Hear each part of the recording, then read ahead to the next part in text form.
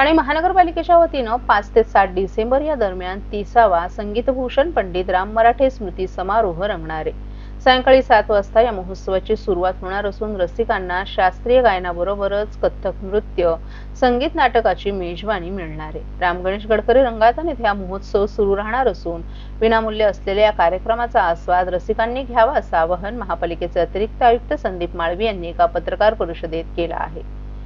शुक्रवारी 5 डिसेंबर रोजी या महोत्सवाचं उद्घाटन होईल। आपल्या अनेक दशकांच्या समृद्ध गायन प्रवासानं महाराष्ट्राच्या संगीत परंपरेला अमूल्य योगदान देणाऱ्या आणि आपल्या आवाजातील माधुर्य, श्रुती साधना, स्पष्ट उच्चार आणि भावपूर्ण अभिव्यक्तींमुळे आपल्या महाराष्ट्राची एक मानबिंदू कलावंत म्हणून ओळख निर्माण करणाऱ्या आशा खाडीलकर यांना संगीतभूषण पंडित राम मराठे पुरस्काराने सन्मानित करण्यात येणार आहे। रोख रुपये 51,000 आणि सन्मानचिन्ह असं या पुरस्काराचं स्वरूप आहे। कथ्थक या अभिजात भारतीय नृत्य प्रकाराच्या युवा साधक म्हणून संगीताची साधना करणाऱ्या निधी प्रभू यांना पंडित राम मराठे युवा पुरस्कार प्रदान करण्यात येणार आहे। रोख रुपये 25,000 आणि सन्मानचिन्ह असे या पुरस्काराचं स्वरूप आहे। हा पुरस्कार वितरण सोहळा रात्री 8 वाजता होईल। त्यानंतर 8:30 वाजता पंडित सुरेश बापट यांच्या गायनाचा कार्यक्रम होणार असून त्यांना तबल्यावर सुहास चितळे आणि हार्मोनियमवर नीला सोहोनी साथ संगीत करणार आहेत। महोत्सवाच्या दुसऱ्या दिवशी शनिवारी राजेंद्र गांगाणी यांचं कथ्थक नृत्य सादरीकरण होईल, तर रात्री 8 वाजता गायिका आरती अंकलीकर यांच्या गायनाचा कार्यक्रम सादर होईल। त्यांना तबल्यावर रोहित देव तर हार्मोनियमवर सिद्धेश बिचोलकर साथ संगीत करतील, तर रात्री 9:15 वाजता उत्साद शाहिद परवेज यांचा सितार वादनाचा कार्यक्रम होणार असून त्यांना तबल्यावर उन्मेष बॅनर्जी साथ संगीत करतील। रविवारी 7 डिसेंबर रोजी वैशाली पोतदार यांच्या नृत्याचाही कार्यक्रम सादर होणार आहे। रात्री 8 वाजता सुरेश तळवळकर हे वादन सादर करणार असून त्यांना सावनी तळवळकर, तबल्यावर अभिषेक शिणकर आणि हार्मोनियमवर नागेश आडगावकर साथ करतील। हा सर्व कार्यक्रम रसिकांसाठी विनामूल्य असून कार्यक्रमाच्या प्रवेशिका राम गणेश गडकरी रंगायतन नाट्यगृहात उपलब्ध होणार आहेत। 3 दिवस सुरू असणाऱ्या या महोत्सवात उपस्थित राहणाऱ्या रसिक प्रेक्षकांमधून प्रत्येक दिवशी एक भाग्यवान रसिक निवडला जाणार असून त्या रसिकास भेटवस्तू दिली जाईल। तर ठाणेकर नागरिकांनी मोठ्या संख्येने उपस्थित राहावं असं आवाहन महापालिकेच्या वतीनं करण्यात आले। सर, राम मराठे संगीत महोत्सव सुरू होत आहे, काय सांगता? दरवर्षीप्रमाणे यावर्षीही 5, 6, 7 डिसेंबर 2025 रोजी 30वा पंडित राम मराठे स्मृती संगीत समारोह आयोजित केलेला आहे ठाणे महापालिकेच्या वतीने। दरवर्षीप्रमाणे यावर्षी आपण मोठ्या उत्साहात आणि मोठ्या प्रमाणात हा उत्साह साजरा करीत आहोत। यामध्ये राष्ट्रीय आंतरराष्ट्रीय कीर्तीचे सगळे कलाकारांना आपण निमंत्रित केलेलं आहे आणि या माध्यमातून ठाणेकरांना आणि परिसरातील संगीत रसिकांना शास्त्रीय संगीत, नाट्यसंगीत याची पर्वणी लाभणार आहे। याच्यामध्ये पहिल्या दिवशी आपण पुरस्कार वितरण सोहळा आहे। याच्यामध्ये प्रसिद्ध गायिका आशा खाडीलकर मॅडम यांना हा पुरस्कार राज्यस्तरीय पुरस्कार दिलेला आहे।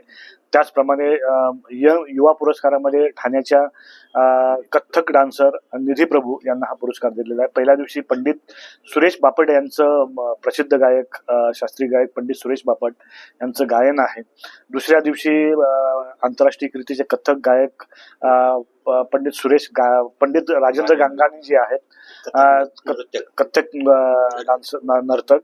त्याचबरोबर त्या दिवशी प्रसिद्ध गायिका आरती अंकलीकर टिकेकर मॅडम आहेत। त्याच आंतरराष्ट्रीय ख्यातीचे सितार वादक उस्ताद शाहिद परवेज साहेब आहेत। आणि अशा भरगच दुसऱ्या शेवटच्या दिवशी सकाळी सावनी युवा ह्याच्यामध्ये कलाकारांमध्ये सावनी पारेकर यांचं गायन आहे, वैशाली पोतदार यांचं नृत्य आहे, कथ्थक नृत्य आहे आणि दुपारी 3:30 वाजता ज्याच्यासाठी हजारो रसिक प्रेक्षक वाट बघतात ते जय जय गौरी शंकर हे संगीत नाटक आहे। पंडित राम मराठे यांनी गाजवलेले नाटक जय जय गौरी शंकर हे नाटक आहे। संध्याकाळच्या रात्रीच्या सत्रामध्ये आपण पंडित सुरेश तळवलकर साहेब यांचं ताल कीर्तन हे प्रसिद्ध कार्यक्रम आहे आणि कार्यक्रम समारोहाची सांगता आंतरराष्ट्रीय कीर्तीचे गायक पंडित राजा काळे यांच्या गायनाने होणार आहे। असा भरगच्च कार्यक्रम 3 दिवसाचा आहे। तर मी ठाणेकर रसिकांना आवाहन करतो की दरवर्षीप्रमाणे याही वर्षी आपण मोठ्या संख्येने उपस्थित राहून हा संगीत समारोह यशस्वी करावा। विनामूल्य प्रवेश आणि यासाठी विनामूल्य प्रवेशिका दरवर्षीप्रमाणेच 1 डिसेंबरपासून नाट्यगृहावर उपलब्ध होतील. ठाणे शहरात भटके कुत्रे आणि इतर प्राणी उचलून नेण्याच्या काही संशयास्पद घटना समोर येत असून नागरिकांमध्ये चिंतेचं वातावरण निर्माण झाले. विविध भागांमधून अशा प्रकारच्या तक्रारी वाढत आहेत.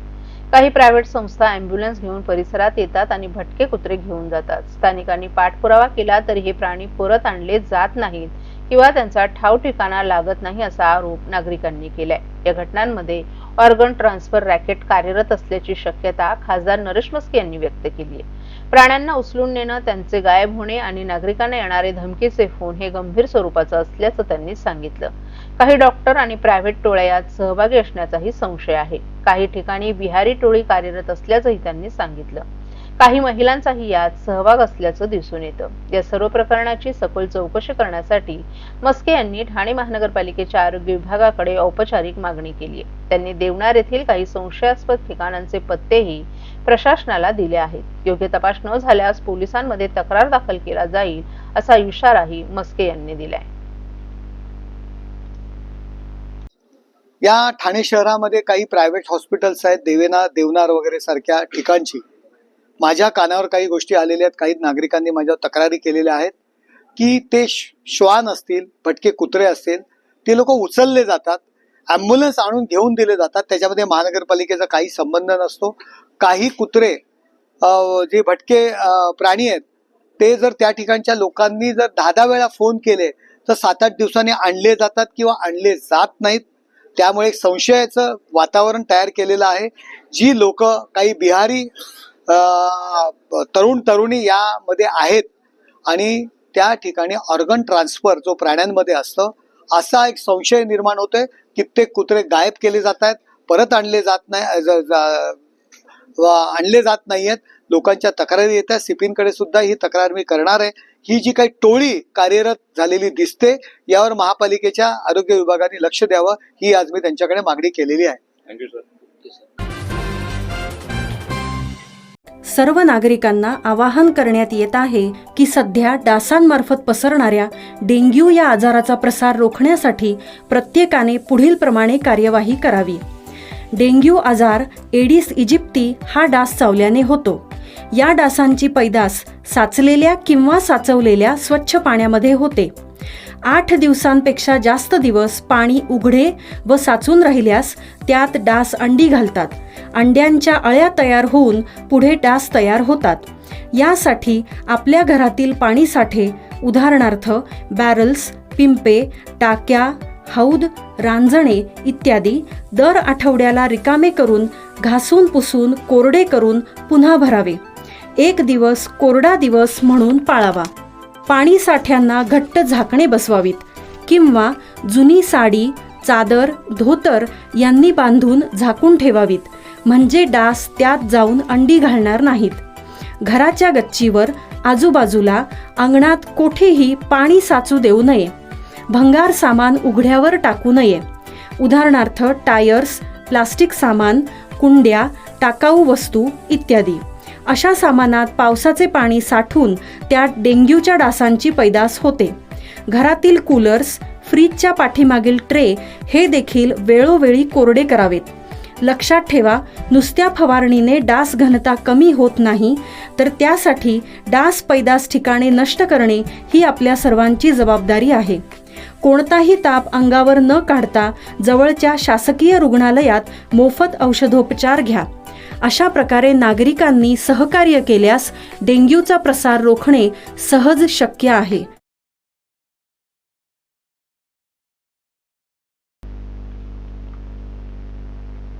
ठाणे महानगरपालिकेच्या माध्यमातून सर्व सुविधांनी युक्त अत्याधुनिक उपकरणांनी सुसज्ज असं सुपर स्पेशालिटी डेंटल क्लिनिक टेंभिनाका येथील CR वाडी या दवाखाना येथे सुरू करण्यात आले. या क्लिनिकचं उद्घाटन आज खासदार नरेश मस्के यांच्या हस्ते करण्यात आलं. CR वाडी या दवाखान्यात सुरू झालेल्या सुपर स्पेशालिटी डेंटल क्लिनिक मध्ये dental checkup, dental cleaning, dental filling, tooth extension आदी उच्च दर्जाच्या सेवा नागरिकांना मोफत उपलब्ध होणार आहेत. याकरिता 2 स्पेशालिस्ट डॉक्टरांची नियुक्ती करण्यात आली आहे. ठाणे महानगरपालिकेच्या छत्रपती शिवाजी महाराज रुग्णालयात दंत विभागातही या सेवा देण्यात येतात. या रुग्णालयात मोठ्या प्रमाणात रुग्णसंख्या असल्यानं अनेक वेळा रुग्णांना खासगी दवाखान्यात जाऊन उपचार घेणं परवडत नाही. तसंच बरेच वेळेला हे उपचार मेडिकल पॉलिसीमधून नाकारण्यात येतात. रुग्णांना वेळेवर उपचार मिळावेत यासाठी CR वाडी या दवाखान्यात हे डेंटल क्लिनिक सुरू करण्यात आलं आहे. त्याचबरोबर पाळीव प्राण्यांची पेट केअर ठाणे अंतर्गत नोंदणी, मध्यवर्ती औषधी भांडारगृह येथे औषध वितरण करण्याकरिता आधुनिक तंत्रप्रणाली, GIC हाऊसिंग फायनान्शियल लिमिटेडच्या CSR निधीतून प्राप्त झालेल्या सोनोग्राफी मशीन्स, तसंच काजूवाडी आरोग्य केंद्र, शीळ आरोग्य केंद्र या 2 ठिकाणी नवीन एक्स-रे मशीन, तसंच 22 नागरी आयुष्यमान आरोग्य मंदिरांचं लोकार्पण खासदार नरेश म्हस्के यांच्या हस्ते महापालिकेच्या नरेंद्र बल्लाळ सभागृहात ऑनलाईन पद्धतीनं करण्यात आलं.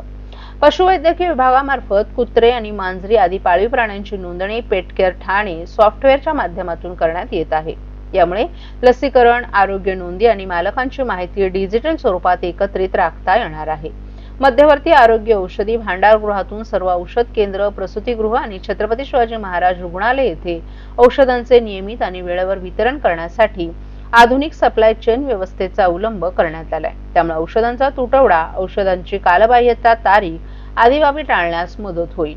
त्याचप्रमाणे CSR निधीतून प्राप्त झालेल्या सोनोग्राफी मशीन्स उपयोग आरोग्य केंद्रात होणार आहेत. काजूवाडी आरोग्य केंद्र, शीळ आरोग्य केंद्र या ठिकाणी बसवलेल्या एक्स-रे मशीनमुळे हाडांचे, छातीचे एक्स-रे आणि निदान प्रक्रिया त्वरित आणि अचूकपणे करता येणार आहे. 22 आयुष्यमान आरोग्य केंद्रांमध्ये बाह्य रुग्ण सेवा, मोफत औषधोपचार, गर्भवती मातांची तपासणी, मानसिक आरोग्यासाठी समुपदेशन सेवा आदी विविध सेवा उपलब्ध होणार आहेत. हॉस्पिटलमध्ये सुरू करण्यात आलेला आहे. कशा प्रकारे फायदा या ठाणे शहराच्या नागरिकांना याचा होणार आहे? आपण पाहताय की दिवसेंदिवस दंत चिकित्सा जे अनेक प्रकारचे काही प्रॉब्लेम्स असतात, हजारो रुपये खर्च त्या ट्रीटमेंटवर करावा लागतो. पण महानगरपालिकेच्या वतीने अत्याधुनिक असं क्लिनिक विथ इक्विपमेंट या ठिकाणी सुरू केलेलं आहे. त्यामुळे गोरगरिबांना सुद्धा त्या ठिकाणी मोफत हे उपचार करून घेता येतील. त्याचबरोबर महानगरपालिकेच्या वतीने आपण लोकांच्या दारापर्यंत जी दंत चिकित्सा आहे ती आपण करतो. नामवंत डॉक्टर त्या ठिकाणी त्या गाडीमध्ये असतात. एक ॲम्ब्युलन्स आपण तयार केलेली आहे, फिरता दवाखाना. झोपडपट्टी असेल, वेगवेगळ्या भागामध्ये तो दवाखाना त्या ठिकाणी जातो. लहान मुलांची दंत चिकित्सा, मोठ्यांची, ज्येष्ठ नागरिक दंत चिकित्सा केली जाते. योग्य ही औषधं दिली जातात, योग्य उपचार केला जातो. महानगरपालिका जास्तीत जास्त गोरगरीब लोकांकरता, जनतेसाठी ही सेवा महानगरपालिकेने आयोजित केलेली आहे.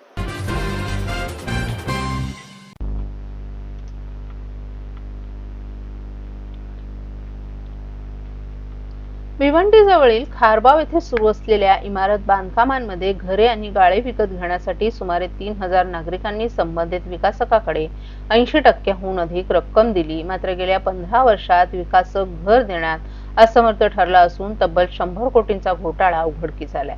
या कुटुंबियांनी अखेर आमदार संजय केळकर यांची भेट घेऊन व्यथा मांडली. खोपट येथील भाजप कार्यालयात आयोजित जनसेवकाचा जनसंवाद या कार्यक्रमात या कुटुंबियांनी आमदार संजय केळकर यांची भेट घेऊन निवेदन दिलं. 2011 ते 2017 या काळात बिल्डर महावीर पटवा आणि कन्स्ट्रक्शन कंपनी मार्फत भिवंडी जवळील खारबाव आणि पायगाव येथे इमारत बांधकाम सुरू होतं. कमी दरात घरे आणि दुकानांचे गाळे देण्याचं आमिष विकासकानं दाखवल्यानं मध्यमवर्गीय आणि गरजू कुटुंबियांनी 80% रक्कम जमा केली. मात्र त्यांना घरं मिळाली नाहीत. दरम्यान विकासकानं बनावट शासकीय कागदपत्र करून बांधकाम केल्याचं स्पष्ट झाल्यानं 2015 साली जिल्हाधिकारी कार्यालयाकडून या बांधकामांवर कारवाई करण्यात आली. आर्थिक गुन्हे शाखेच्या माहितीनुसार या प्रकल्पात सुमारे 3000 नागरिकांनी 100 कोटीहून अधिक रकमेची फसवणूक झाल्याचं या नागरिकांनी सांगितलं. या विकासकावर गुन्हे दाखल करून त्याची मालमत्ता ताब्यात घेण्यात आली असली तरी फसवणूक झालेल्या कुटुंबियांना त्यांचे पैसे परत मिळाले नसल्याने ते हवालदिल झालेत. याबाबत आमदार संजय केळकर यांनी या प्रकरणात फसवणूक झालेल्या तक्रारदारांना अद्याप पब्लिक प्रॉसिक्युटर देण्यात आला नसल्याचं सांगितलं. विकासकाची मालमत्ता विकून त्यातून नागरिकांचे पैसे लवकर मिळावेत यासाठी आपण पाठपुरावा करणार आहोत. जोपर्यंत त्यांना योग्य न्याय मिळत नाही तोपर्यंत आपण त्यांच्या पाठीशी ठाम उभं राहणार असल्याचंही केळकर यांनी सांगितलं.